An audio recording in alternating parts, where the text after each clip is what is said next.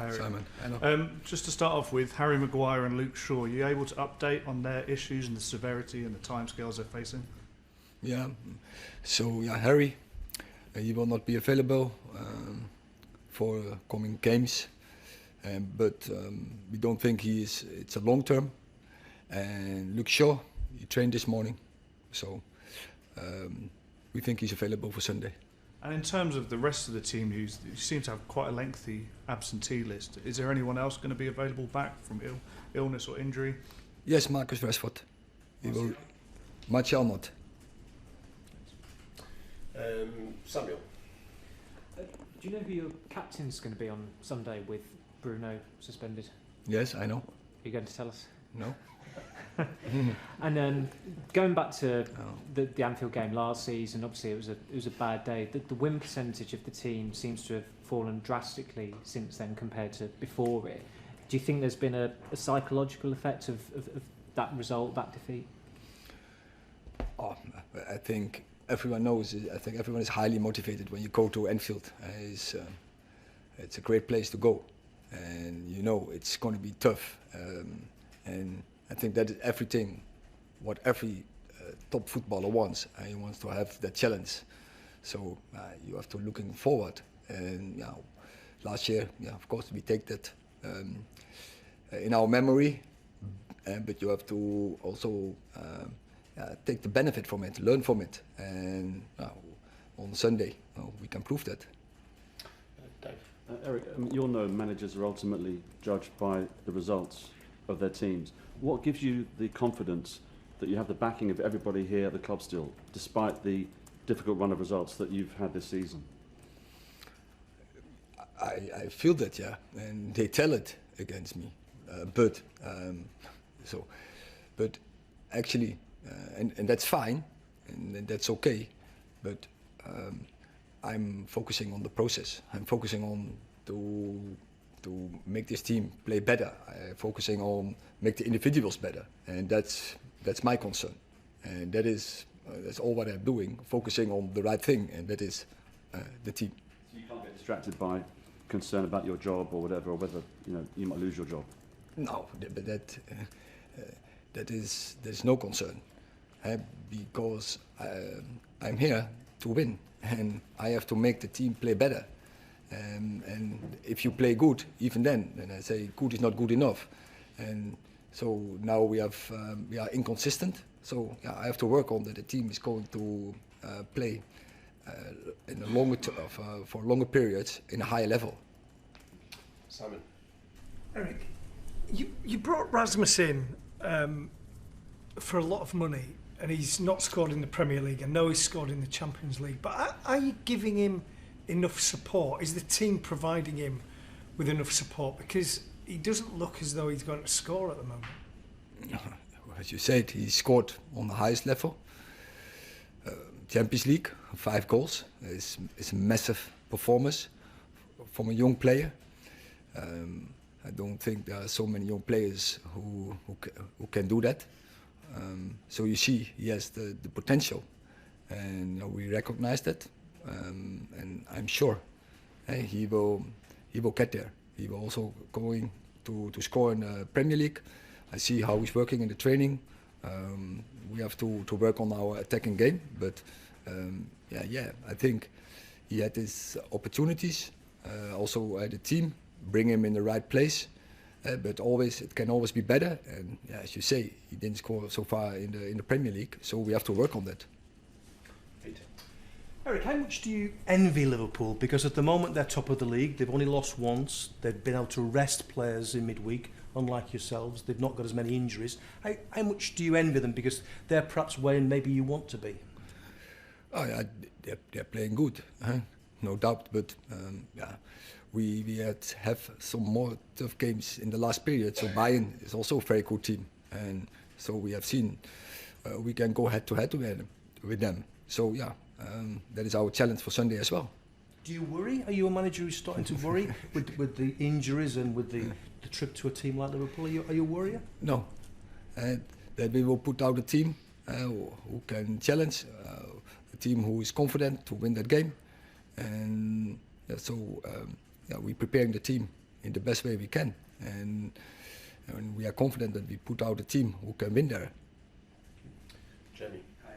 Given the 7-0 humiliation, because it was a humiliation last year, a lot of people are asking me, do you think, Erik, do you think the team would take maybe a 1 or a 2-0 defeat, no embarrassment? Obviously you do not want that, but how can you stop your players being scared, basically, of that happening again? Because it's got to be in their heads. I haven't seen last season that we were scared there. And yeah, that was before you lost the 7-0, right? So that's happened. So now that's happened. Do you think? Yeah, but that is it was a bad experience, but it's not similar. And it is, you start again on 0. And last year, first half, I think we played very decent, and we got hammered just before halftime, just after halftime, and then we collapsed. So yeah, that can't happen. But it was last year, and it was a different team, also all, different players, for a part at least. Yeah, so yeah, we will not ignore it, but we go there, and we will be confident. And I know my players; they will be confident to go there from the end, or from the start to the end. We have to fight there. We have to challenge there, and you go there with the idea. And so we will prepare them, and we go to win there. Have you watched it back? Will you show it to them? Have you shown it to them to sort of point out what you know, to learn from it, basically? No, so we know that, but I don't think it's the right thing. And last year, it was the past, and what we can change is the future. And so that's Sunday. Sunday is a new game. Hi Erik, it's going to be a frantic, hostile atmosphere. How important is it for players to keep a cool head, and how important is leadership in that situation? Yeah, but we talked about this issue the last weeks many times, and these players proved they can deal with that. So yeah, and on Sunday there's the next challenge. So that is I would say our demand. We have to do it repeatedly and on a consistent base, and yeah, that's our challenge. But we will go for that. James. Erik, clearly you'd wanted to be in the Champions League in the new year, but now you're not and you're out of Europe entirely. Can it be a benefit to you going forward that you're going to have more time on the training ground, you're going to have a less frantic schedule that might hopefully help injuries alleviate? Can you turn that into a positive going forward? Yeah, I think the way you describe it, I think that's true. At least we have had so many injuries in the first part of the season, but now we have less games. So the load will be less, so that can give players the opportunities to recover, and also more time on the training pitch. But we will be fresher in the games. So it can boost your hopes of a top 4 finish, you think? Of course, that's a target. Yeah. Okay, last question in this section, Martin. Yes, Erik, good to see you again. The press officer asked me to do the question in English, so I'll try. Could you explain the Dutch viewers why you're known in Holland as a coach, as a manager who's always capable of having a philosophy and teaching the players and doing the game you want? But now somehow with United it's far more complex, I think. So what makes United a nice, beautiful club, but also a very complex club? No, it's a similar, Martin. It's not complex. We play also here 11-11, and we play, I think, very good games, very good performances. Also, the last weeks against Chelsea, against Everton, in Galatasaray for a long spell of the game, against Bayern Munich, where we were very disciplined. So I'm not so sure if your analysis is correct.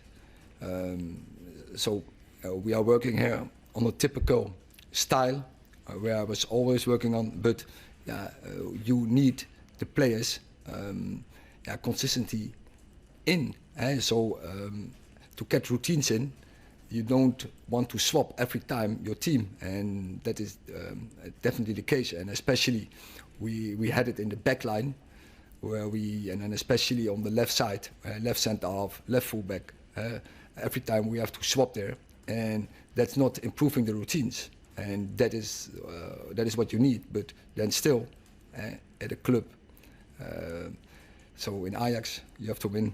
Here you have to win definitely. So that is always is the demand, and for those demands you can never run away, and I don't run away from that.